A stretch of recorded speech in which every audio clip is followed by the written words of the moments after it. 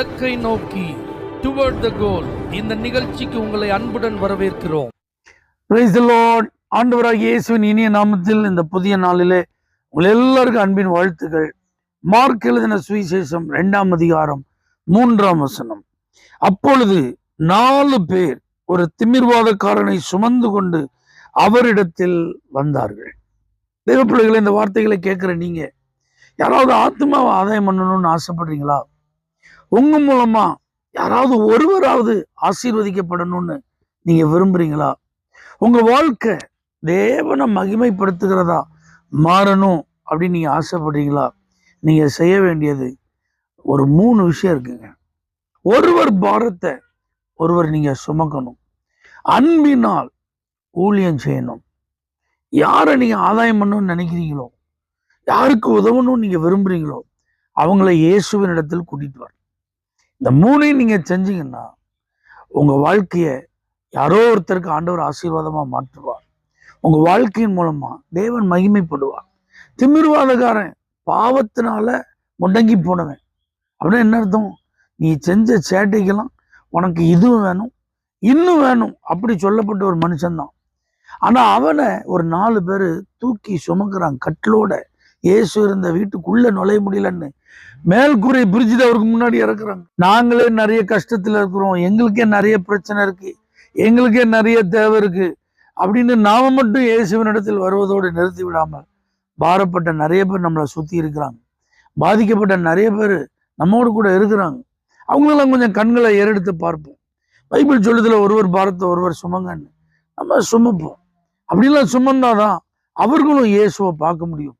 இயேசுவின் இடத்திலிருந்து அவர் தருகிற விடுதலையை பெற்றுக்கொள்ள முடியும். பாவ மன்னிப்பை பெற்றுக்கொள்ள முடியும். அன்பினால் இந்த ஊழியத்தை செய்யணும். ரொம்ப முக்கியம். ஒருத்தனை தூக்கி சுமந்து அவனை இயேசு இருக்கிற இடம் வரைக்கும் அமர்ந்த வீட்டுல இருந்து கொண்டு வர்றது, திரும்ப மாடி மேல தூக்கி மேற்கூரையை பிரிச்சு இறக்குறதுலாம் ரிஸ்கான விஷயம். இது அன்பு இல்லைன்னா செய்ய முடியாதுங்க. இயேசு நம்ம மேல வச்ச அன்பு நிமித்தம் பரலோகத்திலிருந்து இறங்கி வந்திருக்கிறாருங்க. தன்னுடைய மேன்மையெல்லாம் அவர் வெறுத்தார், அடிமையின் ரூபம் எடுத்தார், தம்மை தாமே வெறுமையாக்கினார் அப்படிலாம் பார்க்கிறோம்ல. காரணம், இந்த உலகத்துல அவர் வைத்த அன்பு, மனிதர்கள் மேல் அவர் வைத்த அன்பு. அப்ப பாருங்க, இவன் பாவிதான், பாவத்தினால்தான் அவனுக்கு அந்த பாதிப்பு. இவனை நாம தூக்கி சுமக்கணுமா அப்படின்னு நினைச்சோன்னா அந்த ஆத்மா கெட்டு போயிடும், அந்த ஆத்மா நஷ்டப்பட்டுரும். அப்ப அன்போட நம்ம அவங்களை நம்ம நேசித்து அவர்களுக்கு உதவி செய்ய மனம் இறங்கி நம்ம செயல்படும் போதுதான் அவர்களை ஆதாயம் பண்ண முடியும். அது மாத்திரமல்ல, நல்லா கவனிங்க, ஆத்ம ஆதாயம் பண்ணும்போது ஒருவர் பாரத்தை ஒருத்தர் சுமந்து அன்பினால ஊழியம் செஞ்சு ஆஸ்பத்திரி கூட்டு போனேன், கடைக்கு கூட்டு போனேன், பொருள் வாங்கி கொடுத்தேன், பணம் கொடுத்தேன், படிக்க வச்சேன், சாப்பாடு வாங்கி கொடுத்தேன், ட்ரெஸ் வாங்கி கொடுத்தேன், அதோட நிறுத்திடக்கூடாது. இயேசுநாதர்கிட்ட கூட்டிட்டு வரணும். ஆண்டவர் இருக்கிற இடத்துக்கு கொண்டு வரணும், ஆலயத்துக்கு கூட்டிட்டு வரணும். சாப்பாடை நீங்க வாங்கி கொடுத்துடலாம், ட்ரெஸ்ஸை நீங்க வாங்கி கொடுத்துடலாம், பணத்தை நீங்க கையில உங்கள்ட்ட இருக்கிறத கொடுத்துடலாம். ஆனா அவனுக்கு தேவையான பாவ மன்னிப்பு உங்களால கொடுக்க முடியாது. அந்த குறிப்பிட்ட நபருக்கு தேவையான தெய்வீக சுகத்தை உங்களால கொடுக்க முடியாது. அப்ப அதை இயேசு தான் கொடுக்கணும். அப்ப அந்த நபரை அப்படியே பாதியில விட்டுறக்கூடாது. ஏதோ நான் ஒரு நற்கிரியை செஞ்சேன், ஒரு சேவை செஞ்சேன், நாம தொண்டு நிறுவனம் செய்யற மாதிரி செஞ்சுட்டு விட்டுறக்கூடாதுங்க. அவங்கள இயேசுநாதர்கிட்ட கொண்டு வரணும்.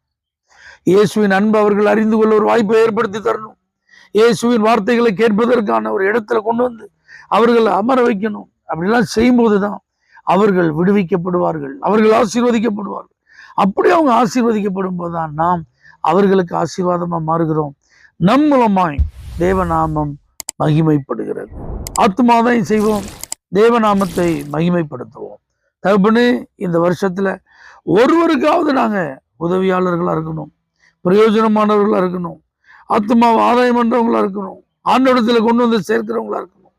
அந்த கிருபைகளை எங்களுக்கு தாரும். இயேசுவின் நாமத்தில் பிதாவே, ஆமென்.